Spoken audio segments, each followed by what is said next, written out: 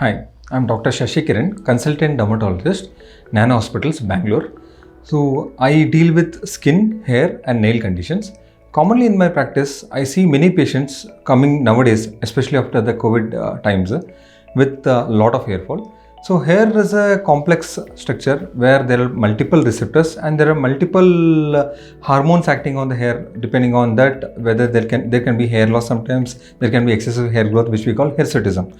So hair is a complex structure where it will have multiple receptors like androgen receptor and other hormones with vitamin D levels or B12 levels and other nutritional factors which will play an important role. So to have a good hair, have a good diet, especially diet rich in proteins like eggs, milk, and minerals, that is dates, dry fruits, and fruits like pomegranate, black grapes, oranges, papaya. They help a lot, along with the vegetables like carrot, beans, sprouts, palak. They are very good food for hair. Hair loss can be because of multiple reasons, like a disease like a thyroid disease, or previous in the past 6 months you had any sort of hair, any sort of internal diseases which you were bedridden for, or nowadays the COVID also is a leading cause of hair loss.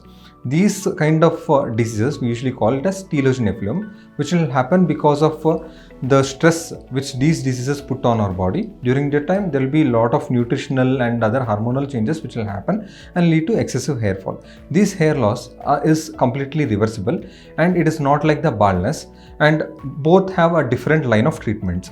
Depending on the severity, we examine the patient and then we decide whether they require a blood test or we can go directly with a medicine or a tablet. Hair loss is definitely a reversible thing in majority of the patients, and if it is baldness also, we have a very good treatment options for them in the recent day scenario.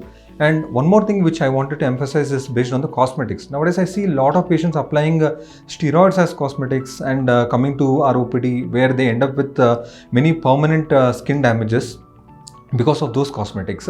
So when you are buying a cosmetic, make sure you are not buying a steroid cream, and it is good to use a sunscreen or a moisturizer. Apart from that, any other thing also without a dermatologist prescription, it is not a right thing to use according to me, because we see a lot of duplicate products in the market, and we see a lot of steroid misuse and steroid prescriptions also in the market, which will lead to permanent side effects like permanent thinning of the skin, redness over the face area, pimples, and blackness of the face. So these things should be avoided. They are reversible and man-made things, meaning it is done by you people to your skin. Better to avoid these kind of things. Better go with a good sunscreen which will suit your skin, or a moisturizer. That is more than sufficient. For good skin, have good sleep, reduce your stress levels.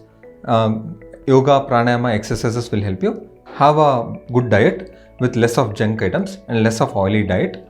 So that will get you a good skin and good hair and good nails. Thank you.